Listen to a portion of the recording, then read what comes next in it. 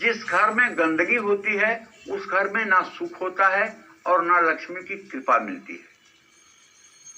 घर में काले, कत्थई, मटमैले, जामुनी और बैगनी रंग का इस्तेमाल करना भी शुभ नहीं माना जाता है। जिस घर का बाथरूम जितना साफ सुथरा होगा और किसी तरह की स्मेल नहीं होगी, वहां उतनी ही ज्यादा संपन्नता होगी। और जिस घर का बाथरूम अस्त व्यस्त होगा, जिस घर के बाथरूम में स्मेल आएगी, जिस घर का बाथरूम गंदा होगा, उस घर में चाहे जितनी कोशिश कर लीजिए, कभी लक्ष्मी का वास नहीं हो सकता तो नहीं हो सकता। और बाथरूम, वॉशरूम या किचन तीनों को कभी गीला नहीं रखना चाहिए। अगर आप नहा रहे हैं और नहा के निकल रहे हैं तो तुरंत वाइपर से अपने बाथरूम की फर्श को साफ करके निकलें। इसमें आपका कोई बहुत समय नहीं जाना है, 1 मिनट से ज्यादा समय नहीं जाएगा, लेकिन बाथरूम को हर समय सूखा रखना चाहिए।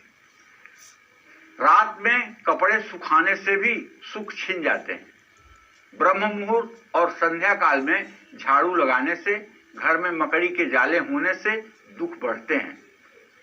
छत पर बांस रखने से या दरवाजे की चौखट रखने से भी दुख और दरिद्रता बढ़ती है। छत के ऊपर जलावनी लकड़ी भी नहीं रखनी चाहिए। जलावनी लकड़ी रखने पर भी घर में विपत्तियों का ढेर लग जाता है। छत को साफ सुथरा और खाली रखना चाहिए, इस बात का पूरी तरह से ध्यान देना चाहिए। वास्तु के नियमों का अगर आप ध्यान देंगे तो निश्चित रूप से हाँ, जिस घर में ईशान कोण में टॉयलेट होगा, उस घर में एक बार ईश्वर भी अगर चाहें तो आपको सुखी नहीं कर सकते, क्योंकि वो ईशान कोण है। ईशान शिव जी का नाम है, वो भगवान शिव का स्थान है। वहां आप गंदगी करोगे और सुख कैसे मिलेगा।